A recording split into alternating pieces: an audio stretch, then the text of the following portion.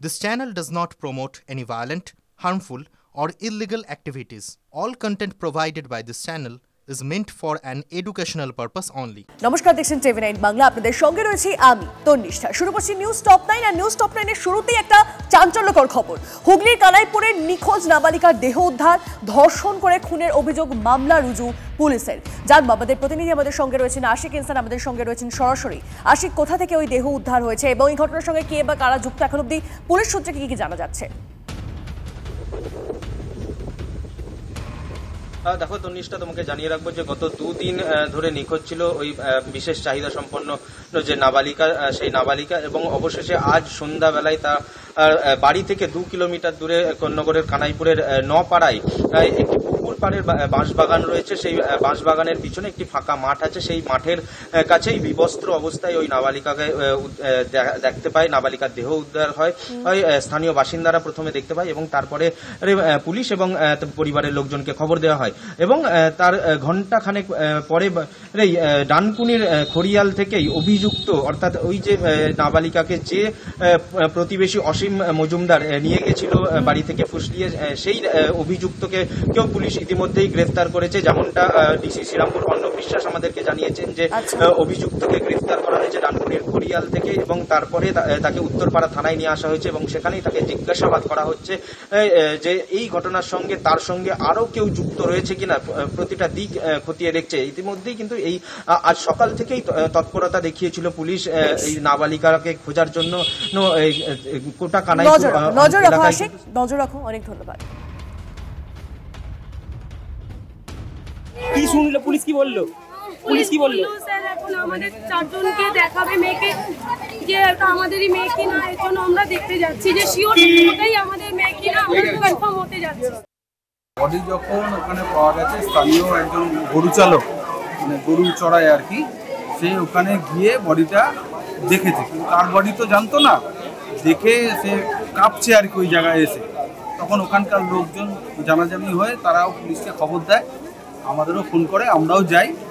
গিয়ে ওখানে দেখা যায় বডিটা উল্টে রয়েছে, কোনো বস্ত্র নেই, জুতো ঢুতো খোলা, তারপরে হাতে করেও তোলা যাচ্ছে না, যা গন্ধ ছাড়ছে, ফুলে গেছে। তখন ওখান থেকে একজন স্থানীয় লোকের বাড়ি থেকে বাস এনে ওটাকে উল্টে যখন দেখে এবং পুলিশ ছবির সাথে ওর মুখের মিল দেখে, সেখান থেকে দেখে যে এই মেয়েটাই সেই মেয়েটা যাকে খোঁজা হচ্ছে। নপাড়া রবীন্দ্রপল্লী পেরিয়ে যে বাঁশবাগান আছে, বাঁশবাগানের পিছনে। দিনের বেলা 7-8টার সময় ওকে মালের বাগানে ছেড়ে দিয়েছিলি, তাহলে বাড়ি থেকে নিয়েছিলি কখন? ওকে বাড়ি থেকে নিয়ে গেছিলি কখন? বাইরে থেকে ও বলছিল যে আমার নিচে আমি বাড়িতে এইতে যাবো। হ্যাঁ, কোথায় যাবি? এই আমাদের জানে কাজ করি, কোথায় কাজ করিস? জোগাড়ে কাজ। জোগাড়ে কাজ করিস? আচ্ছা, ওখানে যাবে ও? ওইখানে বলছিল যাবে। হ্যাঁ, তাই তুই ওকে নিয়ে গেলি? হ্যাঁ। পরে খবরে আসি, নদিয়া থেকে ফের গ্রেপ্তার 4 বাংলাদেশি। ভারত বাংলাদেশ সীমান্তের দত্তফুলিয়া থেকে 4 জনকে গ্রেপ্তার করে ধানতলা ও তাহিরপুর থানার পুলিশ। পুলিশ সূত্রে খবর, 6 বছর আগে ভারতে প্রবেশ করে 4 জন, তারপর আহমেদাবাদে চলে যায়।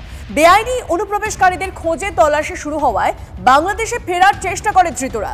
গোপন সূত্রে খবর পেয়ে অভিযান চালিয়ে 4 জনকে গ্রেপ্তার করে পুলিশ। রানাঘাট আদালতে পেশ করা হলে 14 দিনের জেল হেফাজতের নির্দেশ আদালতের। চলতি বছরে প্রায় 500 বাংলাদেশিকে গ্রেপ্তার নদিয়া জেলার পুলিশের।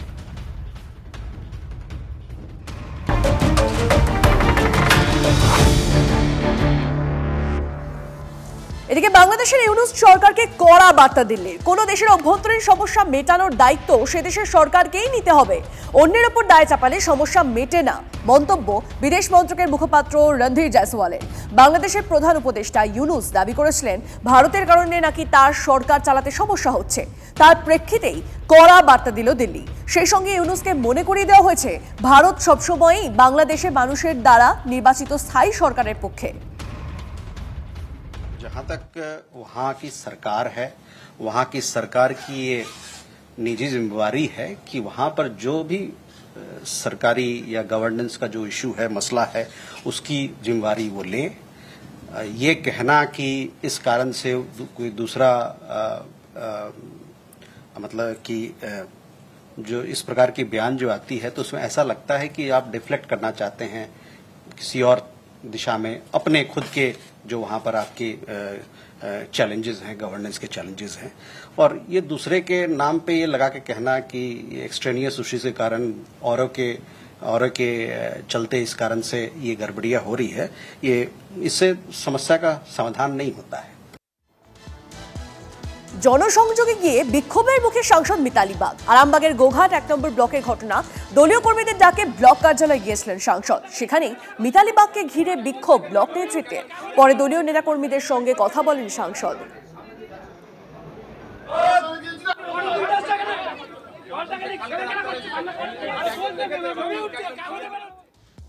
পরে খবরে আসি, বোলপুর থানার আইসি লিটন হালদারের বিরুদ্ধে তোলাবাজির অভিযোগ অনুব্রত মণ্ডলের।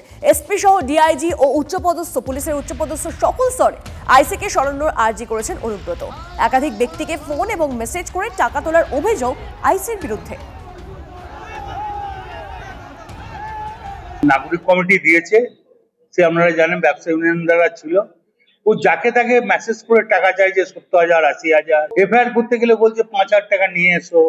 এটা আমি অলরেডি এসপি কে জানি। সিঙ্গিতে একটা ছেলেকে 6টা টুকরো হয়ে গেছে, রটে করে মেরেছে। যারা মেরেছে তাদের কাছ থেকে টাকা খেয়ে 2টো ফালতু লোক অ্যারেস্ট হয়েছে, যে অরিজিনাল স্বপন তাকে এখন অ্যারেস্ট করা হয়। যদি এই ধরনের আইসি আছে, আমি এসপি কে বলেছি, আমি অ্যাডিশনাল এসপি কে বলেছি, ডিআইজি কে বলেছি, এই আইসি রেখে সবাইকে, এমনকি আমি আমাদের রাজীব কুমারকে জানিয়েছি ইমিডিয়েটলি তুলে না হোক, নাহলে বোলপুরের পরিবেশ নষ্ট হয়ে যায়। কোনো ডেপুটেশন দিতে পারি না, কারণ আমাদের মুখ্যমন্ত্রী, পুলিশ মন্ত্রী, এটা আমাদের পক্ষে হয় না। সাধারণ মানুষকে দিলে আমরা মানা করি। ওয়েদার আপডেট দিয়ে আপনাদেরকে নিম্নচাপের জেরে বাংলায় দুর্যোগের সম্ভাবনা। কলকাতার পুরসভায় বিপর্যয় মোকাবিলা নিয়ে উচ্চ পর্যায়ের বৈঠক। মেয়র পরিষদ দেবাশিস কুমারের ঘরে বৈঠক। ঝড়ে গাছ পড়ে যাতে নাগরিক পরিষেবা বিপর্যস্ত না হয় তার জন্য ব্যবস্থা গ্রহণ। বিভিন্ন বড় অফিসে গাছ কাটার বিভিন্ন সরঞ্জাম তৈরি রাখার নির্দেশ। কুঠার, কাটারি, পেট্রোল চালিত যান্ত্রিক কাটার সহ একাধিক যন্ত্রপাতি প্রস্তুত রাখছেন বিপর্যয় মোকাবিলা বিভাগের কর্মীরা। প্রত্যেকটা 16টা বড়োতে 16টা টিম থাকবে, তাদের সঙ্গে গাড়ি থাকবে এবং বিভিন্ন ইকুইপমেন্টস থাকবে, যেগুলো দিয়ে তারা যদি গাছ পড়ে যায় সেটা কেটে সরিয়ে দেওয়া, সেটাকে প্রপার জায়গায় নিয়ে চলে যাওয়া, রাস্তা খালি করে দেওয়া, যা যা করণীয় সে আমাদের টিম সেই কাজগুলো করবে। আমাদের 24 ঘন্টা যাতে সার্ভিস চালু থাকে, কন্ট্রোল রুমে আমাদের লোক রাখা, হায়ার অফিসাররা থাকবে তারা মনিটরিং করার জন্য। কলকাতা শহরে এটা বারবার বলেছি, অনেক জায়গায় কেটেও দিয়েছে আমরা, যে গাছের মধ্যে জড়িয়ে থাকার এই ইলেকট্রিক্যাল ওয়্যার। এখন মানুষের সৌন্দর্যায়ন করতে গিয়ে মানুষ বিপদ ডেকে আনে, সেটা একটা খুব বড় সমস্যা। আমরা অনেকবার বলেছি, আমরা ইলেকট্রিক্যাল ডিপার্টমেন্টকেও অনুরোধ করবো আবার, যাতে যেখানে যেখানে থাকবে তারা যেন এটা রিমুভ করে দেয়। গভীর নিম্নচাপ ঘনীভূত হয়েছে এবং সেই নিম্নচাপের কারণে ইতিমধ্যেই বৃষ্টি বাড়ছে। কলকাতা পুরসভায় এই বিপর্যয় মোকাবিলায় ইতিমধ্যেই বৈঠক হয়েছে। মেয়র পরিষদ দেবাশিস কুমারের ঘরে এ ব্যাপারে বৈঠক হয় বৃহস্পতিবার। বিভিন্ন যে গাছ কাটার যে বিভিন্ন যন্ত্রপাতি আছে, সরঞ্জাম রয়েছে, সেগুলো তৈরি করা হচ্ছে, যেগুলো মূলত গাছ কাটার জন্য ব্যবহার করা হয়। কলকাতা প্রস্তুত তো একদম তোড়জোড় নিয়েই আমরা রেডি হয়েছি, কেননা যেই তো পূর্বাভাস বলছে যে ভারী বর্ষণ, ওয়েদার খুবই খারাপ হবে, তার যাতে মানুষের অসুবিধা না হয়, কলকাতা যাতে যানজট মুক্ত থাকে এবং গাছ পড়লে যাতে দ্রুততার সঙ্গে সেখানে পৌঁছে গিয়ে আমাদের এই পার্ক ট্রান্সপোর্ট যে বিভাগ সেখানে কাজ করতে পারে, তার জন্য আমাদের যা যা দরকার আমরা ইতিমধ্যে নামিয়ে দিয়েছি। বিপর্যয়ের জন্য কি কর্মী যারা এই ধরনের যারা জরুরি ব্যবস্থার সঙ্গে যুক্ত যারা কর্মী, তাদের কি ছুটি থাকছে না ছুটি বাতিল থাকছে? না, এই দুর্যোগ যেই তো রয়েছে এখন আপাতত ছুটিটা বাতিল, কেননা যে কোনো সময় তো একটা কিছু ঘটতে পারে সেই দুর্যোগের মধ্যে, তাই ছুটিটা এই মুহূর্তে দেওয়া যাচ্ছে না। বিদ্যুতের তার যাতে কোনো গাছে জড়িয়ে না থাকে সে ব্যাপারে সিএসসিকে বলা হয়েছে। ওয়েস্ট বেঙ্গল বিদ্যুৎ দপ্তর অর্থাৎ পশ্চিমবঙ্গ বিদ্যুৎ দপ্তরকে বলা হয়েছে যেন বিপর্যয়ের সময় বিদ্যুৎ সরবরাহ সম্পূর্ণ বন্ধ করা হয়। মূলত সব দিক থেকে প্রস্তুত থাকছে কলকাতা পুরসভা, কেন গাছ পড়ে যাওয়া এবং সেই গাছ কেটে রাস্তা পরিষ্কার করে পরিষেবা চালু করাও কিন্তু একটা বড়সড় সমস্যা এবং দীর্ঘ সময় লেগে যায়, আর যে কারণের জন্যই আগেভাগেই প্রস্তুত হচ্ছে কলকাতা পুরসভার কর্মীরা। ক্যামেরায় গৌরবের সঙ্গে সায়ন্ত ভট্টাচার্য, টিভি9 বাংলা, কলকাতা। শহর কলকাতায় বৃষ্টির ভ্রুকুটি, প্রস্তুত কলকাতা পুরসভা। দুর্যোগের আবহে মেয়র জানান, যতই ঝড় বৃষ্টি আসুক কলকাতা পুরসভা পুরোপুরিভাবে প্রস্তুত। খুব বেশি বৃষ্টি হলেও জল বেশিক্ষণ দাঁড়াবে না। আমাদের যে পাম্পিং স্টেশনগুলো আছে সেগুলো অনটো আছে, একদম যখন যেটা দরকার হবে সেটা চালানো হবে। এবার যেহেতু প্রণালী আমাদের অনেকটা পরিষ্কার আছে, অর্থাৎ আমাদের ড্রেনেজ সিস্টেমগুলো পরিষ্কার আছে, অনেকগুলো নতুন পাম্পিং স্টেশন হয়েছে, সেগুলোকে আমরা চালিয়ে রাখছি। প্রত্যেকটা বোরোতে আমাদের যেখানে যেখানে জল জমতে পারে সেসব জায়গায় পাম্প দেওয়া আছে।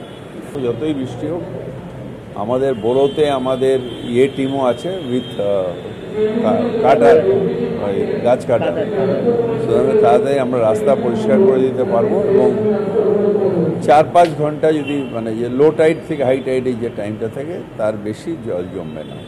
কলকাতা পুলিশের এসটিএফ ও ঝাড়খণ্ড পুলিশের যৌথ অভিযান। ঝাড়খণ্ডের মাহুদায় অস্ত্র কারখানার হদিশ, উদ্ধার প্রচুর আগ্নেয়াস্ত্র, কার্তুজ ও অস্ত্র বানানোর সরঞ্জাম। অস্ত্র কারখানার মালিক সহ 5 জন গ্রেফতার। আর একবার আপনাদেরকে জানিয়ে রাখি, এই মুহূর্তে যে ছবি দেখছেন সেই ছবি উদ্ধার হওয়া অস্ত্রের। কলকাতা পুলিশের এসটিএফ ও ঝাড়খণ্ড পুলিশের যৌথ অভিযান। ঝাড়খণ্ডের মাহুদায় অস্ত্র কারখানার হদিশ, উদ্ধার প্রচুর আগ্নেয়াস্ত্র, কার্তুজ ও অস্ত্র বানানোর সরঞ্জাম। অস্ত্র কারখানার মালিক সহ 5 জন গ্রেফতার।